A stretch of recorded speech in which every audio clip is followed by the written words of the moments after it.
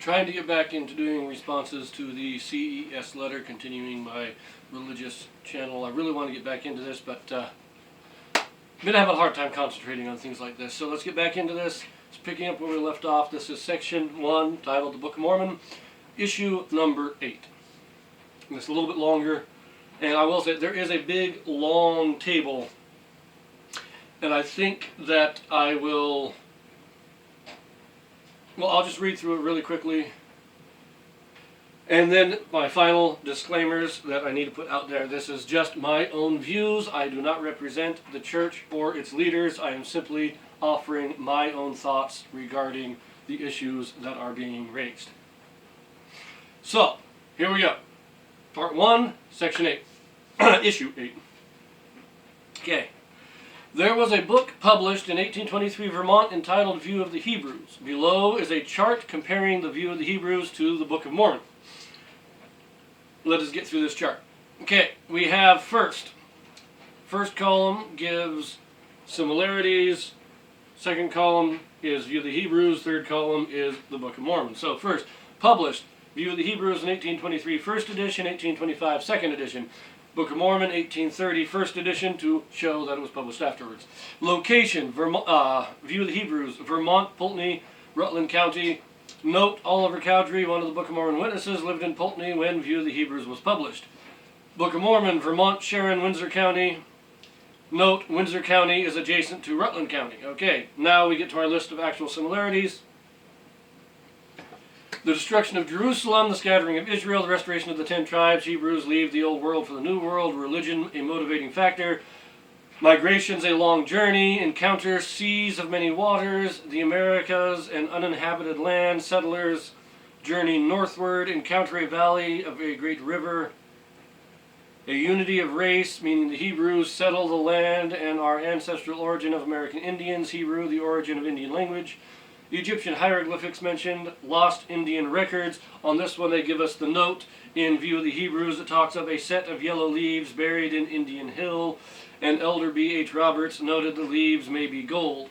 In the Book of Mormon, Joseph Smith claimed the gold plates were buried in Hill Cumorah. And then back to our comparisons. Breastplate with Urim and Thummim, prophets being spiritually gifted men, transmit generational records. A man standing on a wall warning the people, woe, woe to this city, to this people, while subsequently being attacked. And they give us these notes in View of the Hebrews. It talks of Jesus, son of Mananas, stood on the wall saying, woe, woe to this city, this temple, and this people. Came to preach for many days, went upon a wall, cried with a loud voice, preached of destruction of Jerusalem, had stones cast at him. In the Book of Mormon, we have Samuel the Lamanite stood on the wall saying, woe, woe to this city, or this people. Came to preach for many days, went upon a wall, cried with a loud voice, preached of destruction of Nephites, had stones cast at him. And they give references for both. Now back to our comparisons. The gospel preached in the Americas quotes whole chapters of Isaiah. Good and bad are necessary opposition. Pride denounced. Polygamy denounced. Sacred towers and high places. Messiah visits the Americas in View of the Hebrews.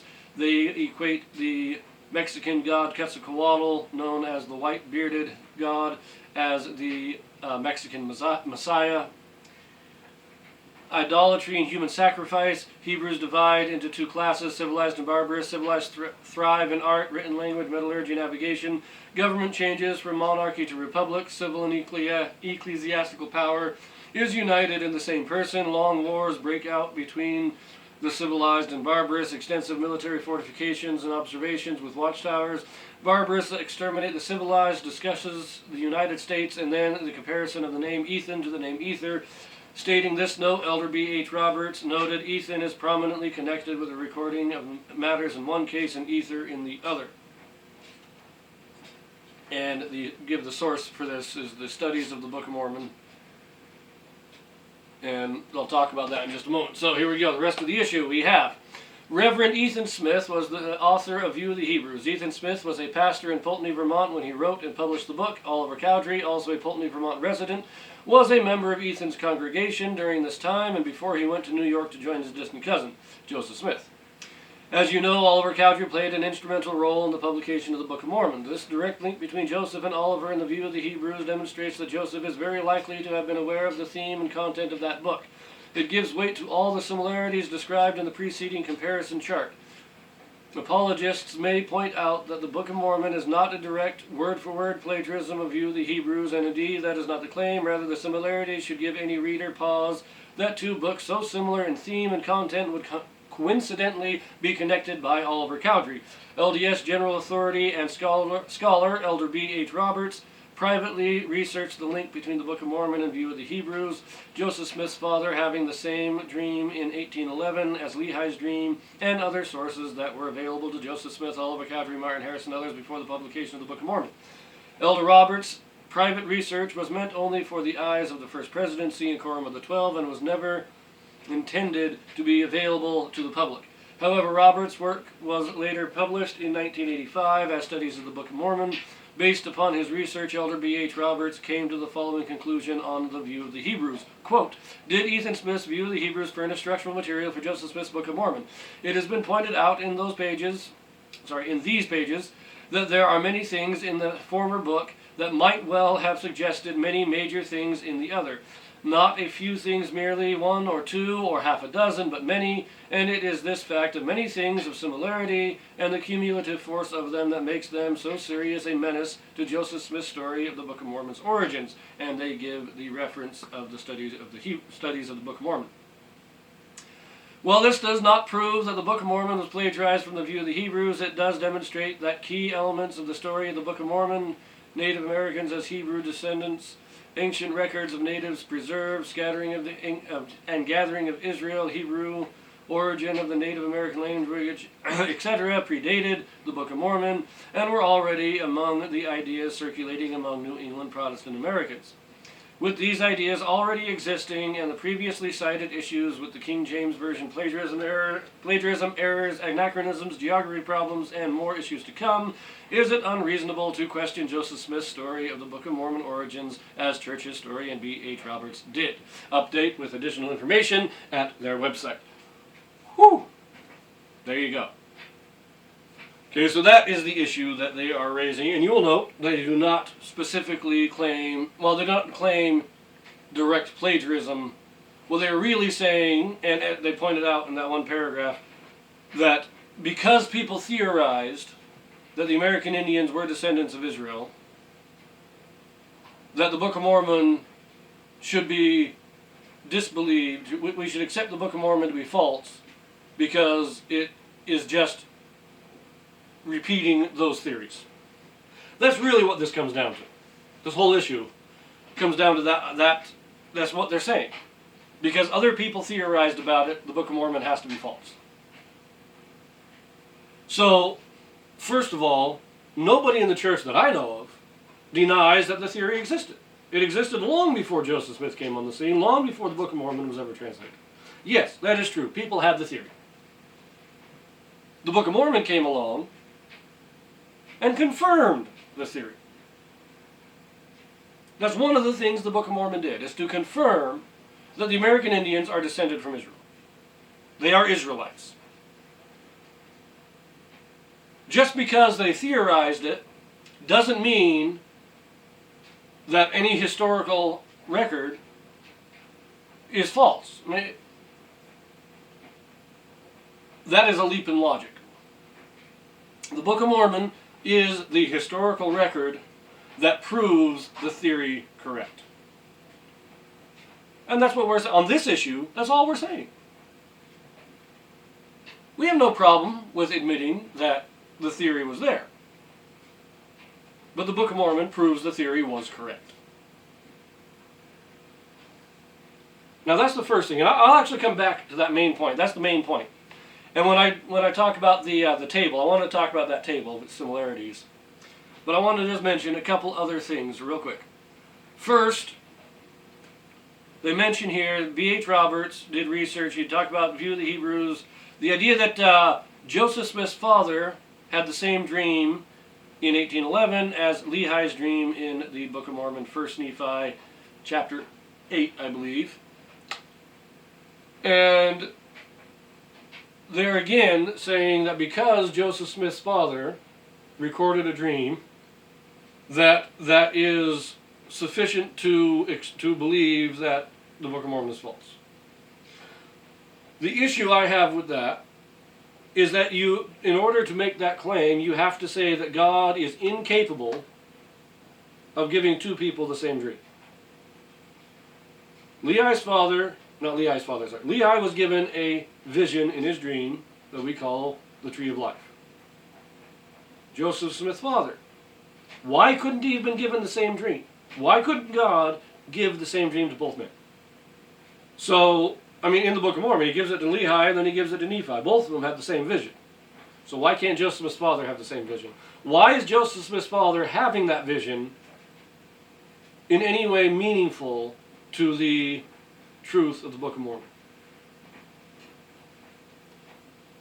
Then there was this thing they want to mention that this statement I find a little bit disingenuous here. They say Oliver Cowdery was a member of Ethan's congregation during this time and before he went to New York to join his distant cousin Joseph Smith. Now, first of all, I'm fully prepared to admit that Oliver Cowdery and Joseph Smith were distant cousins. Okay? At this time, most people living in New England were distant cousins. You'd be very hard pressed to find anybody living in any New England state that was not a distant cousin to everybody else living in all 6 New England states. That doesn't mean they knew each other. That doesn't mean they knew they were cousins. It means that at this time, you had a lot of families that everybody was descended from, because everybody was descended from the same families. From those who came over to originally settle. Most people were descended from those original families. They also use that wording, he went to New York to join his distant cousin, implying, whether purposely or not, implying that his intention in going to New York was to join Joseph Smith's family. When there is no evidence that the two families knew each other before the 1820s. Before Oliver Cowdery came to New York and became a school teacher there's no evidence that the two families had ever met or even knew each other existed. So this whole claim here, it's an attempt to discredit Joseph Smith by trying to make a connection between him and the book View of the Hebrews. Now there's a few issues with that also that we need to cover, and that is, first of all, Joseph Smith had his first vision in 1820, 3 years before View of the Hebrews was published. It was in September of 1823 that Moroni first appeared to Joseph Smith, the same year the View of the Hebrews was published. Now you're not going to convince me that Joseph Smith had any knowledge of View of the Hebrews in that first year that it was published. He may have gotten some knowledge of it later, but not that quickly. So the timeline doesn't work. And whether, as I say, they try to make that connection, this direct link between Joseph, Oliver, and the View of the Hebrews, there is no direct link. Because there is no direct link between Joseph Smith and Oliver Cowdery until well after Joseph Smith already received the gold plates.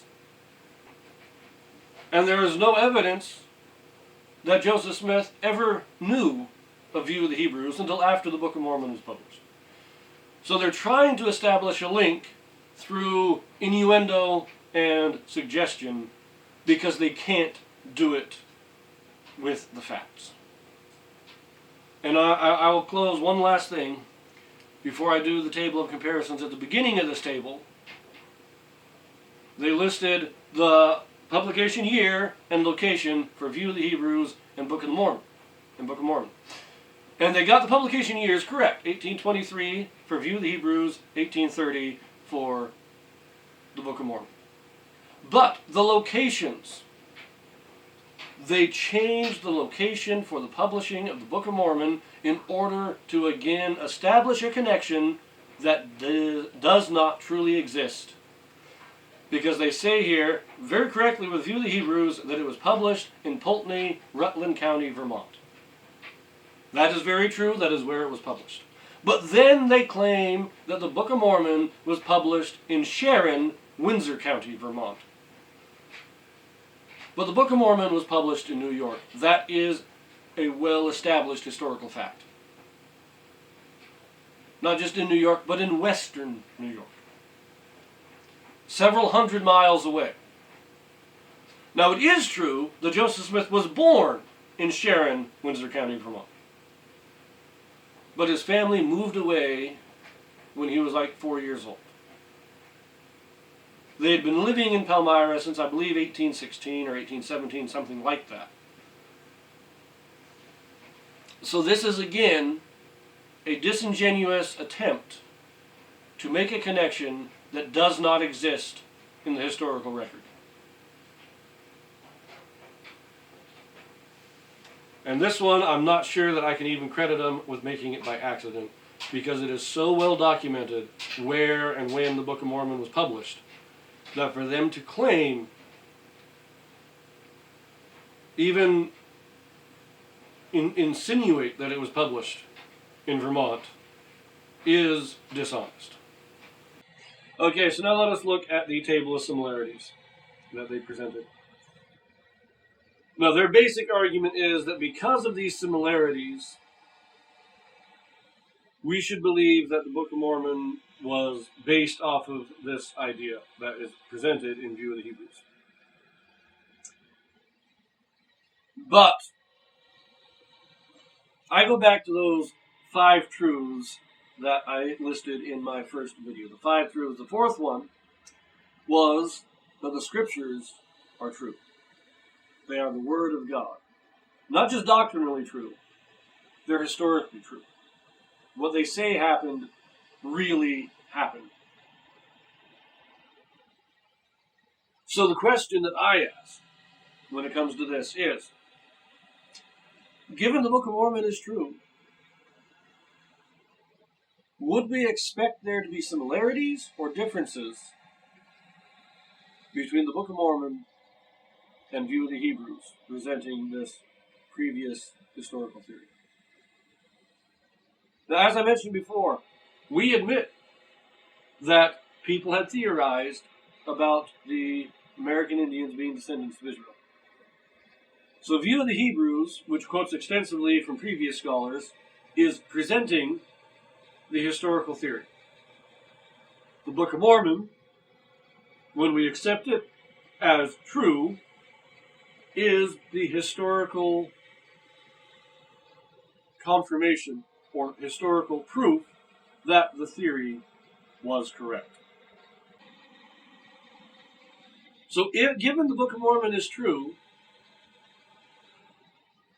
we would actually expect there to be many similarities between the Book of Mormon and View of the Hebrews or any other book that had been written previously detailing this theory.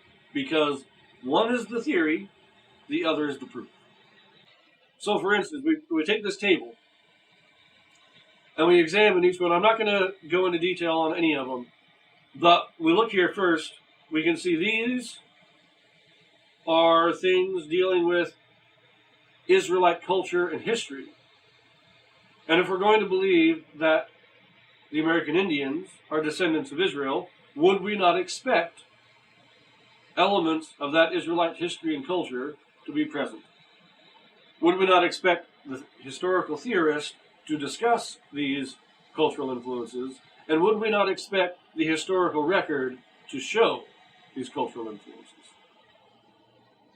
Such things as the destruction of Jerusalem, the scattering of Israel, religion being a major motivating factor in the culture, prophets, the Hebrew language, the gospel being preached, pride denounced. These things are all part of Israelite culture. They are all in the Old Testament, the scriptures of the Israelites. So, if the Book of Mormon is true, would we not expect it to be in the Book of Mormon? And would we not expect the theory that had been previously presented to also include these things? But then we continue. What else might we expect? When we remove all the cultural influences from our list,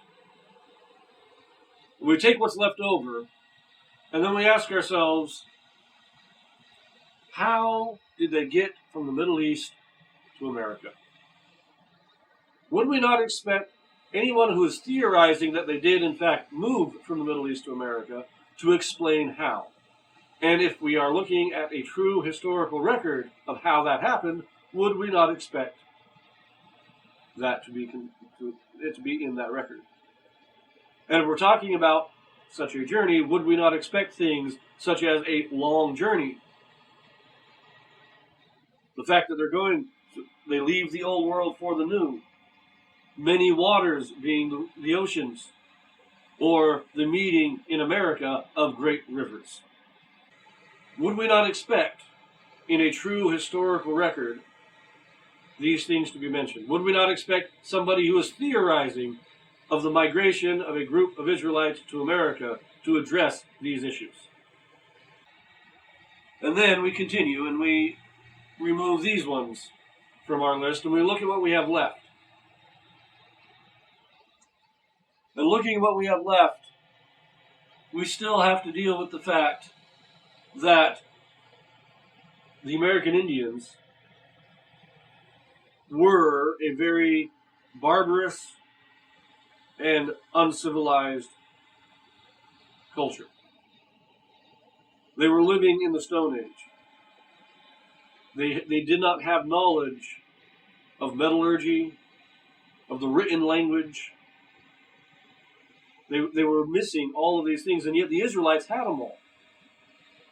And we have records, we have proof of ancient civilizations in the Americas that had all these things. So if you're going to theorize that an uncivilized, barbarous people are the descendants of a refined culture such as the Israelites, would you not have to explain how they went from that sophisticated culture to the barbarous one that they later were? And we see the theory tries to explain it, and then the historical proof gives us the evidence, gives us what actually happened. Would there not be similarities between them? Such as idolatry and human sacrifice, which we know were in the American Indian cultures, but were not in Israel. Such things as the division from being cultured and civilized to being barbarous. Would we not expect wars? Would we not expect fortifications? There are fortifications that have been found. You got to explain these things. If you're going to theorize it, you have to come up with a theory as to how all this happened. And would we not expect that historical evidence would be similar to the theory if the evidence is proving the theory? So when we take all this, we've removed those things of Israelite culture, which we would expect. We remove those things about a journey, which we would expect. We again remove all those things that deal with the regression of culture, of a refined culture to a barbarous culture. And what are we left with? We are left with 9 or 10 things that do not comfortably fit into those 3 categories. And yet many of these things could still be explained easily. Egyptian hieroglyphics, since they're coming out of Israel, Israel was very familiar with Egypt. They would have known the use of Egyptian hieroglyphics. They would have brought that knowledge to America. To theorize that they did is not a stretch, and again, the historical record proving that they did would then match up. But most of these things are insignificant. What's left just doesn't matter. There's not enough to mean anything. So, to conclude this video, Yes, there are many similarities between View of the Hebrews and the Book of Mormon. But given what both books claim to be, if we accept that the Book of Mormon is true, which I do, then given what they are, we would expect these similarities to exist. I would be more suspicious personally if there were not similarities, if there were fewer similarities than there really are. Everything else that is listed in this issue, the attempted connection between Joseph Smith and Oliver Cowdery and the book View of the Hebrews, the disingenuous distorting of historical facts, such as when the Book of where the Book of Mormon was published, as well as the insinuations of Oliver Cowdery purposely going to join Joseph Smith in New York. All of that is just distraction from the issue. They're trying to bolster the claims about the book View of the Hebrews. But the claims that they are making are meaningless because they are exactly what we would expect if the Book of Mormon was true. We would expect exactly what we find. So none of the rest of it matters. Everything else is smoke and mirrors. Because what we find is what we should find. And I'm going to leave that here. And well, if you are enjoying it, like, subscribe, and see you in the next video.